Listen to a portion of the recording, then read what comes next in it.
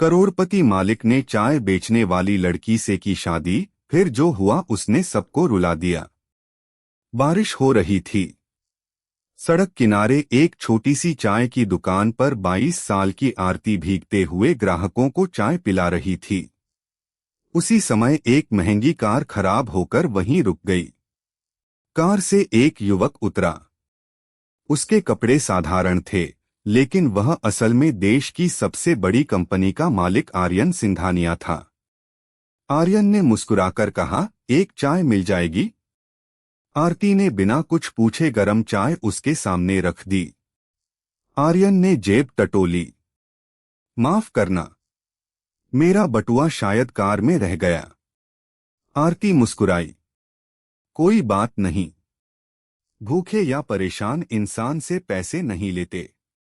आर्यन पहली बार किसी अजनबी की ऐसी सच्ची इंसानियत देखकर चुप रह गया। उसी समय कुछ गुंडे दुकान पर आए। अरे, इस महीने का किराया निकाल। आरती बोली, 2 दिन और दे दीजिए, मैं दे दूंगी। गुंडे सामान फेंकने लगे। आर्यन ने बीच में आकर कहा, एक लड़की पर हाथ उठाना बहादुरी नहीं होती। गुंडे उसे भी धक्का देकर चले गए। उस रात आर्यन सोचता रहा, क्या कोई इंसान बिना मेरे नाम और पैसे के भी मेरी इज्जत करेगा?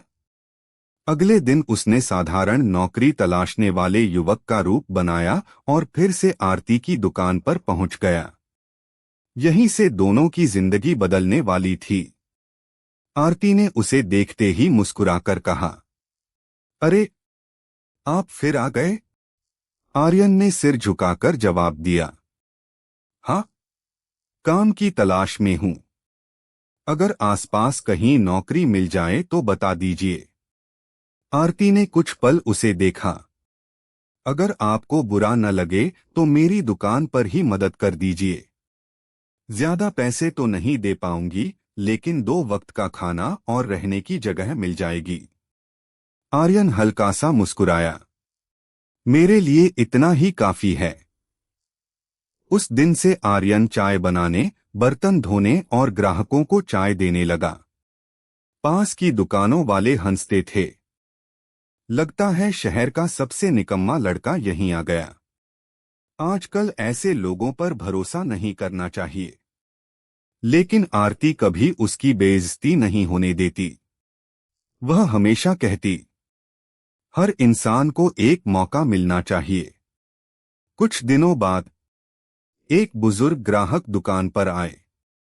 उन्होंने जेब टटोली और परेशान होकर बोले, बेटी, मेरा पर्स कहीं गिर गया। आरती ने बिना कुछ सोचे उन्हें खाना खिलाया और घर जाने के लिए किराए के पैसे भी दे दिए। बुजुर्ग की आंखें भर आईं।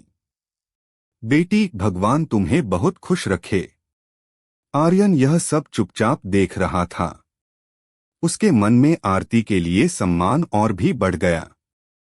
उसी शाम दुकान का मालिक आया। आरती, 3 महीने का किराया बाकी है। अगर कल तक पैसे नहीं मिले तो दुकान खाली कर देना। आरती की आंखों में आंसू आ गए। अंकल, बस थोड़ा समय दे दीजिए। नहीं, कल आखिरी दिन है। वह आदमी चला गया। आरती चुपचाप बैठकर रोने लगी। आर्यन उसके पास आया। घबराइए मत, सब ठीक हो जाएगा। आरती मुस्कुराने की कोशिश करते हुए बोली, मुझे खुद पर भरोसा है। भगवान देर करते हैं, अंधेर नहीं। आर्यन ने मन ही मन फैसला कर लिया। अब समय आ गया था कि वह आरती की जिंदगी बदल दे, लेकिन बिना अपनी असली पहचान बताए। अगले दिन सुबह आरती हमेशा की तरह दुकान खोलने पहुंची। लेकिन वहां पहुंचते ही उसके कदम रुक गए। दुकान के बाहर एक नोटिस लगा था, आज से यह दुकान बंद की जाती है। आरती की आंखों में आंसू आ गए। हे भगवान, अब मैं क्या करूं? उसी समय आर्यन वहां पहुंचा। क्या हुआ? आरती ने कांपती आवाज में कहा, सब खत्म हो गया। अब मेरे पास कुछ भी नहीं बचा। आर्यन ने उसका हाथ थाम लिया। जब तक मैं हूं, आपको हारने नहीं दूंगा। तभी एक काली लग्जरी कार वहां आकर रुकी। उसमें से सूट पहने कई लोग उतरे। सबने एक साथ कहा, सर, आखिर आप मिल गए। आरती हैरान होकर उन्हें देखने लगी। आर्यन ने धीरे से कहा, मैं अभी आता हूं। वह थोड़ी दूर जाकर उनसे बात करने लगा। एक कर्मचारी बोला, सर, आज शाम निवेशकों की सबसे बड़ी मीटिंग है। अगर आप नहीं पहुंचे तो करोड़ों का नुकसान हो जाएगा। आर्यन ने कहा, मीटिंग की तैयारी करो, मैं समय पर पहुंच जाऊंगा। आरती ने दूर से सब देखा। वह सोचने लगी, ये लोग इन्हें सर क्यों कह रहे हैं? आर्यन वापस आया। आरती ने पूछा, ये लोग कौन थे? आर्यन मुस्कुराया, पुराने जानने वाले हैं। आरती ने ज्यादा सवाल नहीं किया। उसी समय मकान मालिक फिर आ गया। अब तो दुकान खाली कर दो। आर्यन शांत स्वर में बोला, अगर आज ही पूरा किराया मिल जाए तो? मकान मालिक हंस पड़ा, तुम दोगे? आर्यन ने अपनी जेब से एक पुराना मोबाइल निकाला और सिर्फ एक कॉल किया। रोहन, 5 मिनट। ठीक 5 मिनट बाद वही काली कार फिर लौटी। रोहन एक फाइल लेकर उतरा। उसने मकान मालिक के सामने सारे बकाया पैसे रख दिए। यह पूरा किराया और अगले 2 साल का एडवांस भी। मकान मालिक की आंखें फटी रह गईं। ये कैसे? रोहन मुस्कुराया, जिसे तुम गरीब समझ रहे थे, उसकी हैसियत तुम्हारी सोच से भी बड़ी है। आरती अब भी कुछ समझ नहीं पा रही थी। वह बार बार आर्यन की तरफ देख रही थी। आर्यन ने उसकी ओर देखा और कहा, अब सच छिपाने का समय खत्म हो गया है। रोहन ने सम्मान से सिर झुकाया, सर, सब लोग आपका इंतजार कर रहे हैं। मिस्टर आर्यन सिंघानिया। यह नाम सुनते ही आरती के हाथ से चाय का कप गिर गया। क्या आप वही आर्यन सिंघानिया हैं? सिंघानिया ग्रुप के मालिक? आर्यन ने धीमे से सिर हिलाया। आरती की आंखों में आंसू आ गए। तो आपने मुझसे अपनी पहचान क्यों छिपाई? आर्यन ने उसकी आंखों में देखते हुए कहा, क्योंकि मैं यह जानना चाहता था कि कोई मुझे मेरे नाम और दौलत के बिना भी अपनाएगा या नहीं। और तुमने मुझे एक इंसान समझकर सम्मान दिया। उसी दिन मुझे यकीन हो गया था कि मुझे मेरी जीवनसाथी मिल गई है। आरती कुछ पल तक चुप रही। उसकी आंखों से आंसू लगातार बह रहे थे। आपने मुझ पर भरोसा किया, लेकिन मुझसे इतना बड़ा सच छिपाया। आर्यन ने सिर झुका लिया। अगर तुम चाहो तो मैं अभी चला जाता हूं। तुम्हें कोई जवाब देने की जरूरत नहीं है। आरती ने उसे रोक लिया। नहीं, मुझे सिर्फ एक बात बताइए। पूछो। जो इंसान मेरी छोटी सी दुकान पर मेरे साथ चाय बनाता था, क्या वह भी सच था? आर्यन मुस्कुराया। वह मेरी जिंदगी का सबसे सच्चा समय था। आरती की आंखों में हल्की मुस्कान आ गई। तो फिर मुझे आपके पैसे से नहीं, उसी इंसान से प्यार हुआ है। यह सुनकर आर्यन की आंखें भी नम हो गईं। उसी समय रोहन बोला, सर, मीडिया बाहर आपका इंतजार कर रही है। आर्यन ने कहा, आज कोई इंटरव्यू नहीं होगा। उसने सबके सामने आरती का हाथ थाम लिया। आज से मेरी सबसे बड़ी पहचान यही है। कुछ दिनों बाद आर्यन ने आरती को अपने घर चलने के लिए कहा। महल जैसे बंगले के सामने पहुंचते ही आरती ठिठक गई। क्या यह आपका घर है? आर्यन मुस्कुराया। नहीं, अब यह हमारा घर है। घर के अंदर कदम रखते ही परिवार के कुछ लोग फुसफुसाने लगे। यही है वो चाय बेचने वाली लड़की? इतने बड़े घर की बहू बनने लायक है भी या नहीं? आरती ने सब सुन लिया, लेकिन चुप रही। तभी आर्यन ने सबके सामने कहा, आज जो भी इस घर में आरती का अपमान करेगा, वह मेरा भी अपमान करेगा। पूरा हॉल शांत हो गया। आरती ने धीरे से कहा, इतनी बड़ी बात मत कहिए। मैं सबका दिल जीतना चाहती हूँ, किसी से लड़ना नहीं। घर की सबसे बुजुर्ग दादी यह सब देख रही थीं। उन्होंने आरती को अपने पास बुलाया। बेटी इधर आ। आरती उनके चरण छूने झुकी। दादी ने उसके सिर पर हाथ रखा। जिस लड़की में इतना संस्कार हो, वही इस घर की असली लक्ष्मी बनती है। यह सुनते ही पूरे परिवार के चेहरे बदलने लगे। लेकिन उसी समय दरवाजे पर एक महिला गुस्से में अंदर आई। वह आर्यन की बुआ थीं। उन्होंने ऊंची आवाज में कहा, मैं इस शादी को कभी स्वीकार नहीं करूंगी। एक चाय बेचने वाली लड़की इस परिवार की बहू नहीं बन सकती। पूरा घर फिर से तनाव में डूब गया।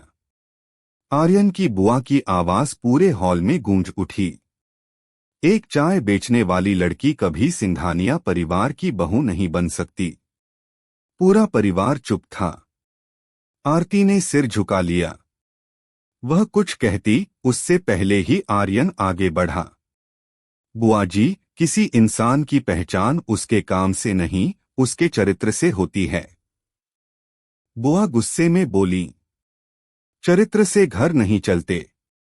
इस घर की इज्जत का भी कोई मतलब होता है। तभी दादी ने अपनी छड़ी जमीन पर टिकाई।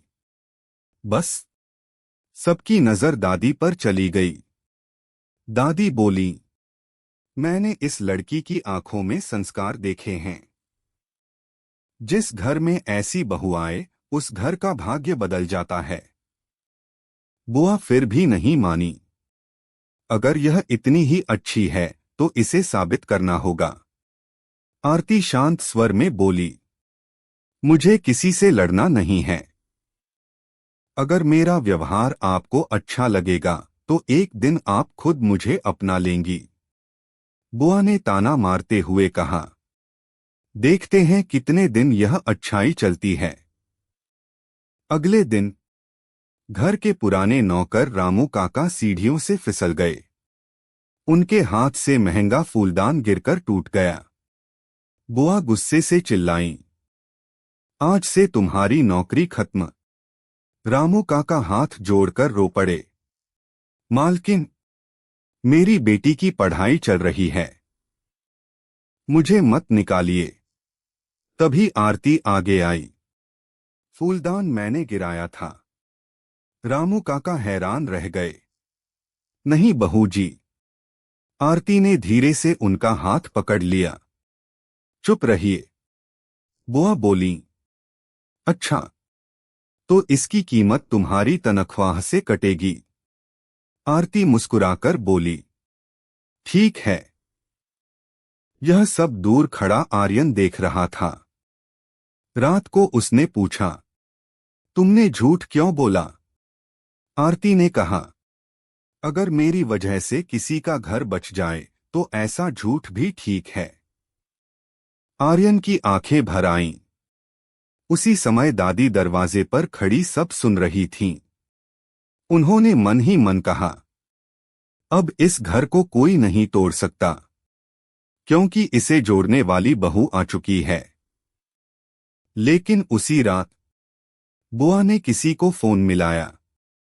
हेलो, मुझे तुम्हारी मदद चाहिए। काम क्या है?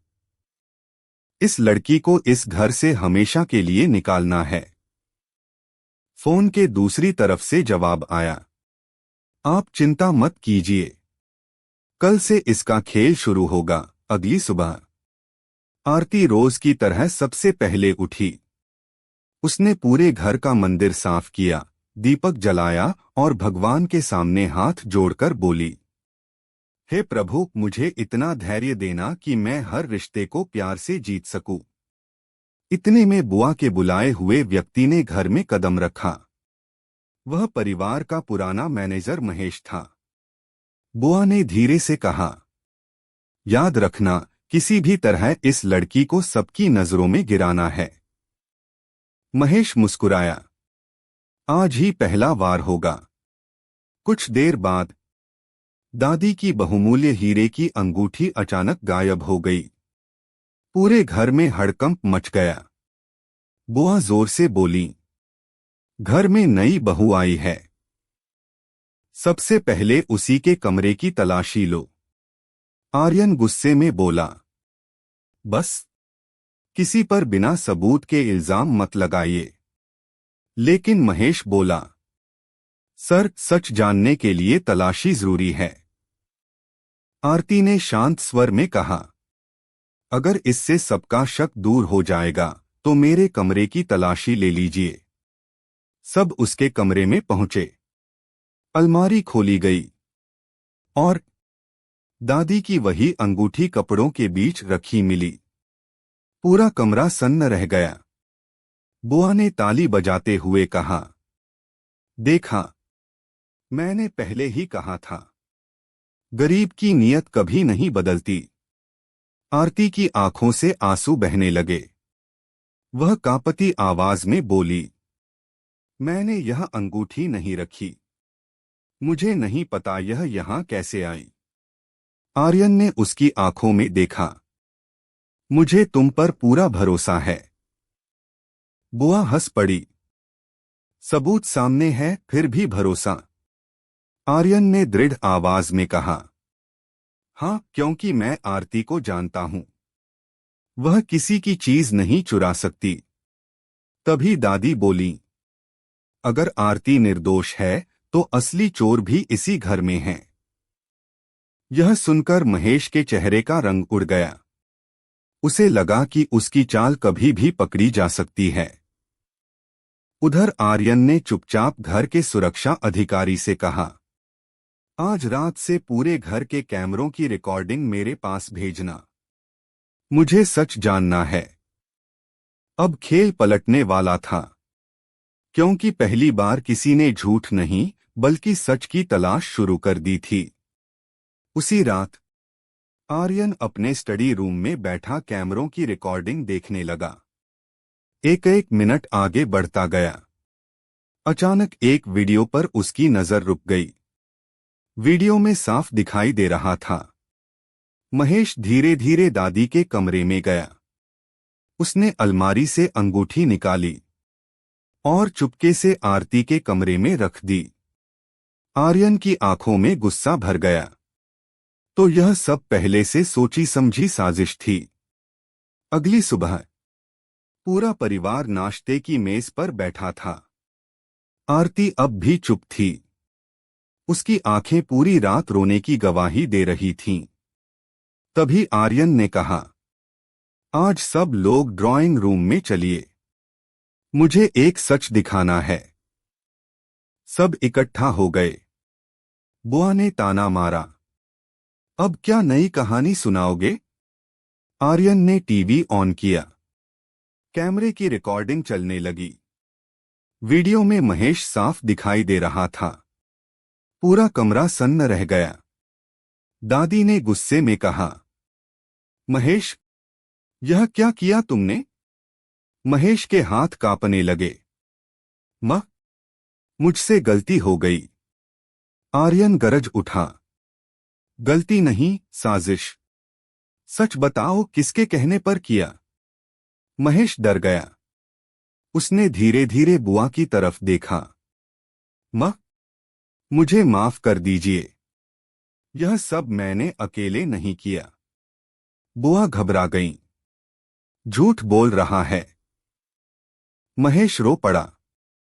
नहीं, आपने ही कहा था कि किसी भी तरह आरती को इस घर से निकलवाना है। यह सुनते ही पूरे घर में सन्नाटा छा गया। आरती की आंखों से आंसू बह निकले। लेकिन इस बार दुख के नहीं, सच सामने आने के थे। दादी ने गुस्से से बुआ की ओर देखा।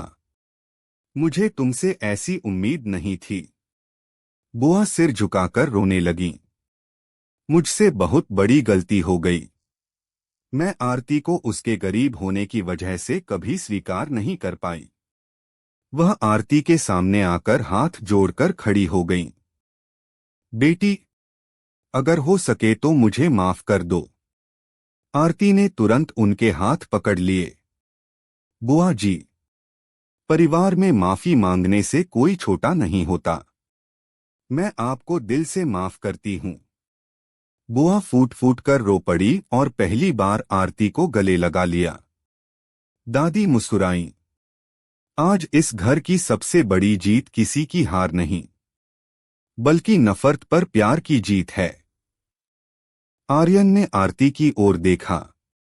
मुझे पता था तुम हर परीक्षा में जीतोगी। आरती मुस्कुराई। जीत मेरी नहीं, सच और विश्वास की हुई है। उस दिन के बाद सिंघानिया परिवार में आरती को कोई चाय बेचने वाली लड़की नहीं कहता था। सब उसे एक ही नाम से बुलाते थे, इस घर की बेटी। कुछ महीने बाद आरती ने पूरे घर का माहौल बदल दिया था। नौकरों को परिवार जैसा सम्मान मिलता था। दादी की दवाइयों का समय कभी नहीं छूटता था और आर्यन पहले से कहीं ज्यादा खुश रहने लगा था। एक दिन आरती ने कहा, आर्यन जी, मैं आपसे एक बात कहना चाहती हूँ। कहो। मैं फिर से काम करना चाहती हूँ। आर्यन मुस्कुराया। तुम्हें किसी चीज की कमी है क्या? नहीं, लेकिन मैं उन लड़कियों के लिए कुछ करना चाहती हूँ जिन्हें गरीबी की वजह से पढ़ाई छोड़नी पड़ती है।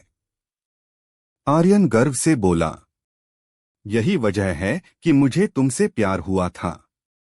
अगले ही हफ्ते आरती ने एक छोटा सा नई उड़ान शिक्षा केंद्र शुरू किया, जहां गरीब लड़कियों को बिल्कुल मुफ्त पढ़ाया जाता था।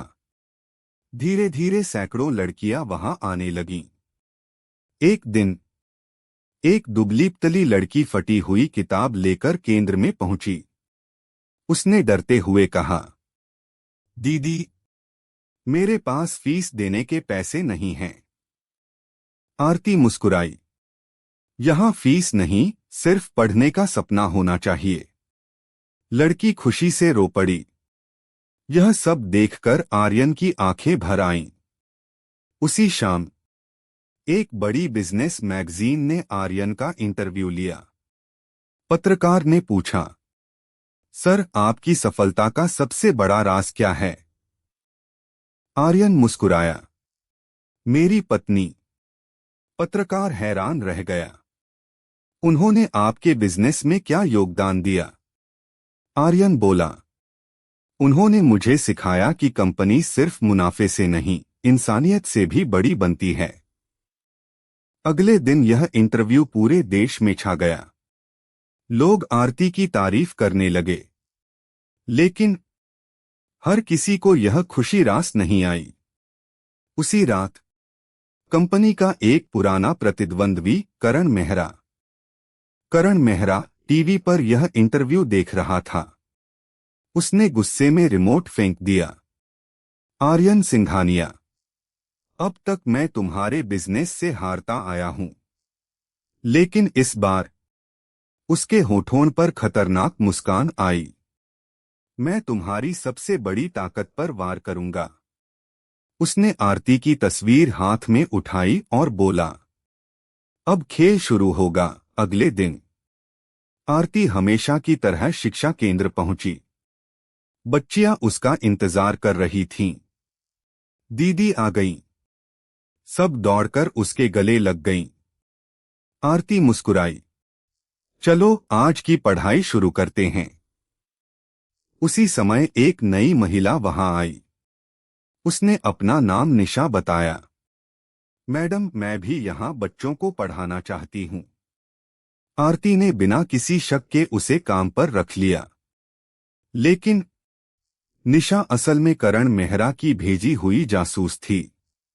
उसका काम था आरती की हर गतिविधि की खबर करण तक पहुंचाना।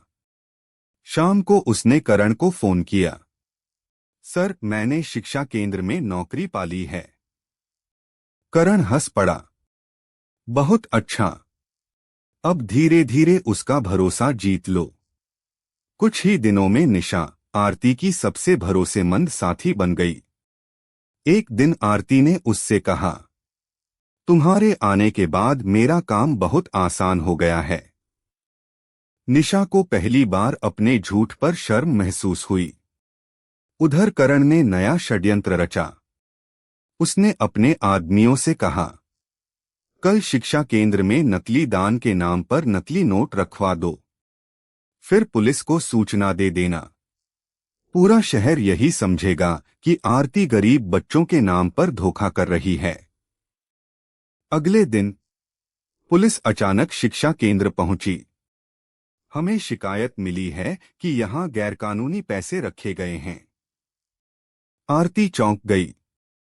सर, ऐसा कुछ नहीं है। तलाशी शुरू हुई। एक अलमारी से पैसों से भरा बैग मिला। सब लोग हैरान रह गए। इंस्पेक्टर ने कहा, मैडम, हमें आपके साथ थाने चलना होगा। तभी भीड़ में खड़ी निशा कांपने लगी। उसे समझ आ गया कि करण ने सिर्फ आरती को नहीं, मासूम बच्चों के भविष्य को भी दांव पर लगा दिया है। उसने हिम्मत जुटाई और जोर से कहा, रुकिए। पूरा हॉल उसकी ओर देखने लगा। निशा की आंखों से आंसू बहने लगे। आरती मैडम बेगुनाह हैं। यह सब करण मेहरा की साजिश है, और मैं भी उसी के कहने पर यहां आई थी। आरती स्तब्ध रह गई। इंस्पेक्टर ने गंभीर स्वर में पूछा, क्या तुम अपने बयान के सबूत दे सकती हो? निशा ने अपना मोबाइल आगे बढ़ा दिया। जी। करण के सारे संदेश और कॉल रिकॉर्डिंग इसमें हैं। अब पहली बार करण मेहरा की पूरी साजिश उजागर होने वाली थी। इंस्पेक्टर ने निशा का मोबाइल अपने हाथ में लिया। उसने एक एक रिकॉर्डिंग सुनी। सबूत बिल्कुल साफ थे। इंस्पेक्टर ने तुरंत कहा, करण मेहरा के खिलाफ गिरफ्तारी वारंट जारी करो। यह खबर कुछ ही मिनटों में करण तक पहुंच गई। वह अपने ऑफिस से भागने की कोशिश करने लगा, लेकिन बाहर पहले से पुलिस खड़ी थी। करण मेहरा आपको धोखाधड़ी, झूठे सबूत बनाने और साजिश रचने के आरोप में गिरफ्तार किया जाता है। करण गुस्से में चिल्लाया, यह सब आर्यन सिंघानिया की वजह से हुआ है। उसी समय आर्यन वहां पहुंचा। उसने शांत आवाज में कहा, नहीं करण, यह तुम्हारी अपनी नफरत का नतीजा है। करण ने सिर झुका लिया। पुलिस उसे अपने साथ ले गई। कुछ दिनों बाद शिक्षा केंद्र में फिर से बच्चों की हंसी गूंजने लगी। निशा अपराध बोध में आरती के सामने खड़ी थी। मैडम, मैंने आपके साथ बहुत बड़ा धोखा किया। मुझे जो सजा दें मैं स्वीकार करूंगी। आरती मुस्कुराई। अगर तुम्हें सच में अपनी गलती का एहसास है तो एक वादा करो। कैसा वादा? आज से अपनी पूरी जिंदगी किसी का भरोसा तोड़ने में नहीं, लोगों का भविष्य बनाने में लगाओगी। निशा की आंखों से आंसू बह निकले। मैं वादा करती हूं। आरती ने उसे गले लगा लिया। कुछ महीनों बाद नई उड़ान शिक्षा केंद्र अब पूरे राज्य में प्रसिद्ध हो चुका था। हजारों गरीब बेटियां वहां मुफ्त शिक्षा पा रही थीं। सरकार ने भी इस काम की सराहना की। एक भव्य समारोह में आरती और आर्यन को मंच पर बुलाया गया। मुख्य अतिथि ने कहा, आज हम दो ऐसे लोगों का सम्मान कर रहे हैं जिन्होंने साबित किया कि इंसान की सबसे बड़ी दौलत उसका दिल होता है। पूरा हॉल तालियों से गूंज उठा। आर्यन ने मंच पर कहा, मैंने बिजनेस से बहुत पैसा कमाया, लेकिन असली खुशी मुझे तब मिली जब आरती ने मुझे इंसानियत का मतलब सिखाया। आरती ने मुस्कुराकर कहा, अगर भगवान आपको दौलत दे तो उसमें दूसरों का भी हिस्सा होना चाहिए, तभी वह दौलत आशीर्वाद बनती है। सामने बैठी बच्चियां जोर जोर से तालियां बजाने लगीं। दादी की आंखों में खुशी के आंसू थे। उन्होंने धीरे से कहा, आज सच में हमारा परिवार पूरा हो गया। आर्यन ने आरती का हाथ थाम लिया। धन्यवाद, तुमने सिर्फ मेरी जिंदगी नहीं बदली बल्कि हजारों जिंदगियों में उम्मीद जगा दी। आरती मुस्कुराई, और आपने मुझे यह भरोसा दिया कि सच्चा प्यार हमेशा सम्मान से शुरू होता है। दोनों ने मंदिर की ओर हाथ जोड़ दिए। यहीं से उनकी नई जिंदगी नहीं बल्कि अनगिनत लोगों की नई शुरुआत भी शुरू हुई। अगर कहानी पसंद आए तो लाइक, शेयर एंड सब्सक्राइब जरूर करें। कमेंट बॉक्स में अपने राय जरूर लिखें। धन्यवाद।